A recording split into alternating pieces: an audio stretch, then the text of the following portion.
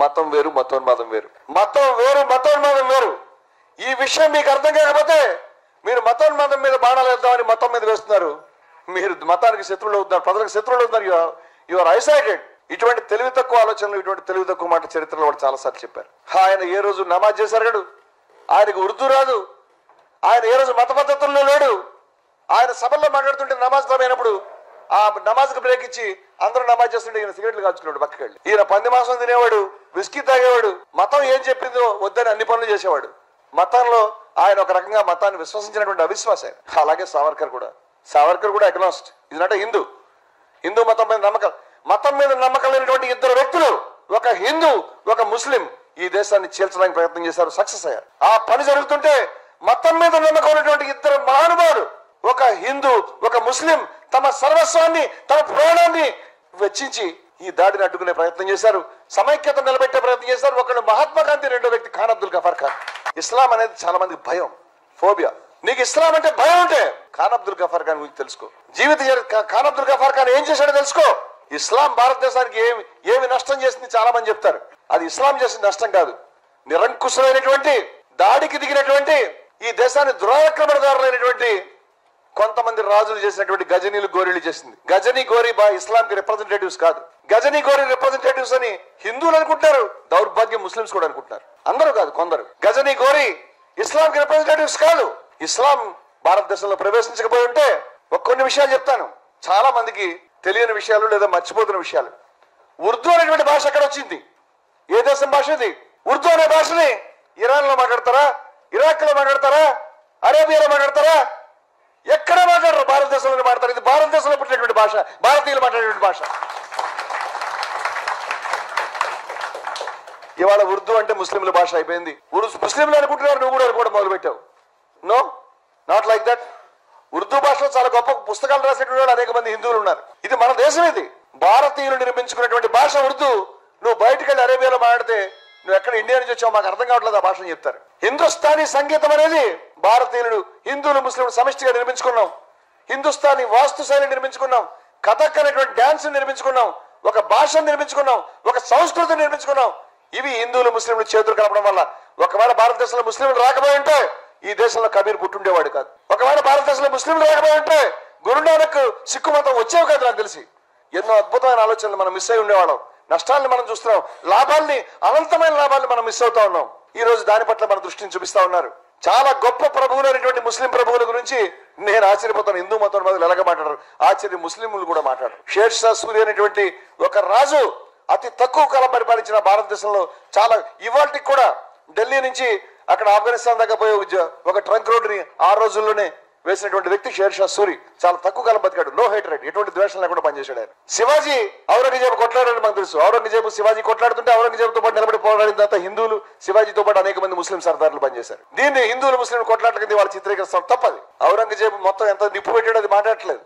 ఔరంగజేబు సోమనాథ్ దేవాలయాన్ని ఫిరంగులు పెట్టి పేల్చాడు అది మాట్లాడట్లేదు. ఈ తెలివి తక్కువ పనుల వల్ల ఔరంగజేబు కాకుండా దారా షికోర్ గురించి మాట్లాడుంటే, ఔరంగజేబు యొక్క పెద్దన్న షాజహాన్ యొక్క పెద్ద కొడుకు భారతదేశంలో దారా షికో అధికారంలోకి వచ్చి ఉంటే ఈ భారతదేశం ఇలా ఉండేది కాదు, వేరే రకంగా ఉండేది. ఆ విషయాన్ని మేము ఎప్పుడో విజయవిహారంలో రాశాం. దారా షికో అనేటువంటి మహాప్రభు ఉపనిషత్తుల్ని అరబీలో ట్రాన్స్లేట్ చేసినటువంటి మనిషి, హిందూ ముస్లిం మతాలను సమానంగా ప్రేమించినటువంటి మనిషి, ఆ సారాంశాన్ని గుర్తించినటువంటి మనిషి, అక్బర్ కంటే 100 మైళ్ళు ఎక్కువ దూరం వెళ్ళినటువంటి మనిషి.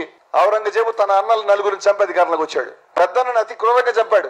రోడ్ల మీద తిప్పి నానా హింసలు పెట్టి భారతదేశ చక్రవర్తి కావాల్సిన మనిషిని అత్యంత పాశవికంగా చంపించాడు. మనకి ఔరంగజేబు ప్రతినిధిగా కనిపిస్తా ఉన్నాడు. కానీ హిందువులు ముస్లింలు కలిసి సిపాయి తిరుగుబాటు మనం చేసినప్పుడు, బ్రిటిష్ వాళ్ళకి వ్యతిరేకంగా 1857లో పోరాడినప్పుడు, ఆ రోజు ఆ సిపాయి తిరుగుబాటు గురించి సావర్కర్ కూడా గొప్ప పుస్తకాలు రాశాడు. మరి హిందువులు ముస్లింలు తిరగబడి బ్రిటిష్ వాళ్ళ మీద ఎవరిని తమ నాయకుడిగా ఎక్కించారు, ఎవరిని ఎన్నుకున్నారు? ఆ రోజు ఆఖరి మొఘల్ చక్రవర్తి అయినటువంటి బహదూర్ షా జఫర్ని కాదా? బహదూర్ షా జఫర్ ఎటువంటి కవి, ఎటువంటి పుస్తకాలు రాశాడు, ఎటువంటి కవిత్వాన్ని గానం చేశాడు. అటువంటి కవిత్వాన్ని గానం చేసిన కవిని అంటే మనం ఆశ్చర్యపోతాం. హిందువులు ముస్లింలు కలిసి ఉంటే భారతదేశం యొక్క ఖడ్గం లండన్ దాకా పెడుతుందని ఒక పద్యాన్ని చెప్పాడు ఆయన. నేను జయభారత్ లో దాన్ని పుస్తకాలు ప్రింట్ చేశాం. లండన్ తక్ చెలగి అని చెప్పాడు. బహదూర్ షా జఫర్ సమాధి ఈ రోజు మయన్మార్ లో ఉంది. దాన్ని ఎవడు పట్టించుకునేవాడు ఎవడు లేడు. మన చక్రవర్తి సమాధి అక్కడ ఉందని ఎవడు పట్టించుకుని ఆలోచించేవాడు ఎవడు లేడు. సమైక్యతను ఎవరు మాట్లాడారో ఆ చిహ్నాలను మనం వదిలిపెట్టాం, ఆ విషయాలను పక్కన పెట్టాం. ఈ రోజు తప్పు విషయాలు మాట్లాడుతూ ఉన్నాం. దేశం అంటే భారత మాత అని చెప్తా ఉన్నారు వీళ్ళు. ఎవరు భారత మాత అంటే? I don't understand. భారత్ మాతకి జై అని చెప్తా ఉన్నారు. భారత్ మాతకి జై అనేది ఆర్ఎస్ఎస్ పుట్టించిన నినాదం కాదు, స్వాతంత్రోద్యమంలో ఉన్నటువంటి నినాదం అది. కానీ నువ్వు చెప్తున్నటువంటి బొమ్మ ఏదైతే ఉందో అది నువ్వు గీసుకున్న బొమ్మ. భారత్ మాత అంటే ఎవరు? భారత్ మాత అంటే ఒక దేవత నెత్తి మీద కిరీటం పెట్టుకుని, చేతిలో శూలం పట్టుకుని, వెనకాల సింహాన్ని పెట్టుకుని ఓ జెండా పట్టుకుని ఉంటుంది. ఆ జెండా 3 రంగుల జెండా ఏమో నేను చూస్తే కానే కాదు, అది ఆర్ఎస్ఎస్ జెండా. మేము విజయ విహారంలో రాశాం, ఈవిడ భారత మాత కాదు, మహా అయితే ఆర్ఎస్ఎస్ మాత అయి ఉంటుంది. ఇలాంటి వాడిని ఇక్కడ మేము చూడలేదు. భారత్ మాతకి జై, భారత్ మాతకి జై అని మనం చెప్తాం కదా. భారత్ మాత అంటే అర్థం ఏమిటని నెహ్రూ గారు డిస్కవరీ ఆఫ్ ఇండియాలో చర్చించాడు. ఏమిటి భారత్ మాత అంటే? ఆయన చాలా గొప్పగా చెప్పాడు. ప్రజలంతా వెళ్ళిన చోట భారత్ మాతకి జై, బోలో స్వతంత్ర భారత్కి జై అని నినాదాలు ఇస్తా ఉన్నారు. ఈ నినాదాలకు అర్థం ఏమిటి? అప్పుడు ఆయన చెప్పాడు, ఈ దేశంలో ఉన్నటువంటి కోట్ల మంది ప్రజలే భారత మాత అంటే, ఈ కోట్ల మంది ప్రజలే భారత మాతకి చేయండి, ఈ ప్రజలందరికీ చేయని అర్థం. ఇది నినాదం అర్థం. ఈ ఉద్యమంతో నీకు సంబంధం లేదు. నువ్వు లేవు ఈ ఉద్యమంలో. స్వాతంత్ర ఉద్యమంలో లేవు, శాసనోన్నత ఉద్యమంలో లేవు, దండి సత్యాగ్రహంలో లేవు, అల్లూరి సీతారామరాజు పోరాటంలో లేవు, సుభాష్ చంద్రబోస్ పోరాడినప్పుడు లేవు, క్విట్ ఇండియా ఉద్యమంలో లేవు.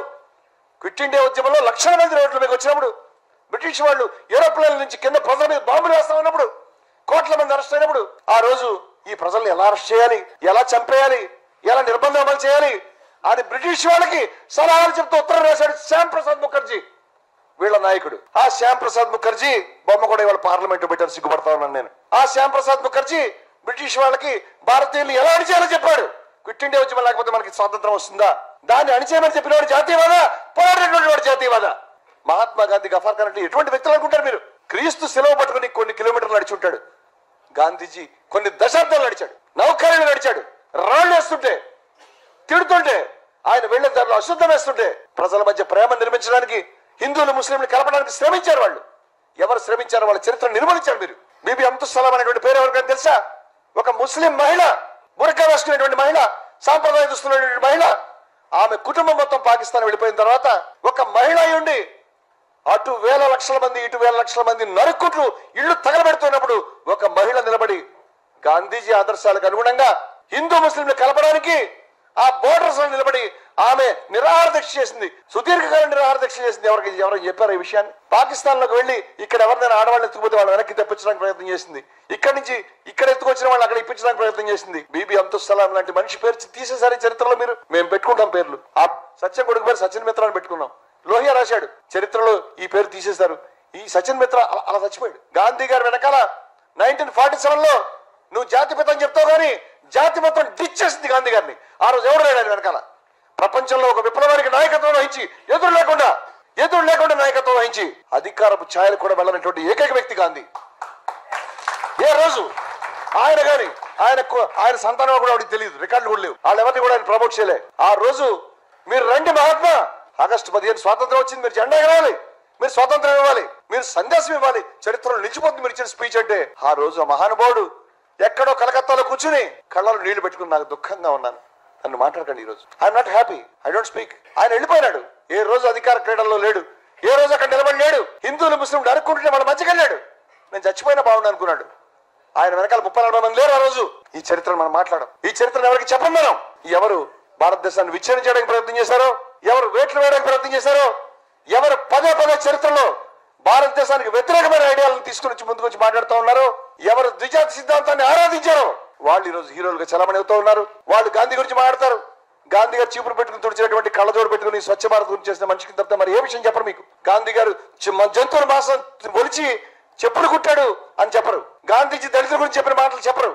గాంధీ హిందూ ముస్లిం గురించి పడిన బాధ చెప్పరు మీరు.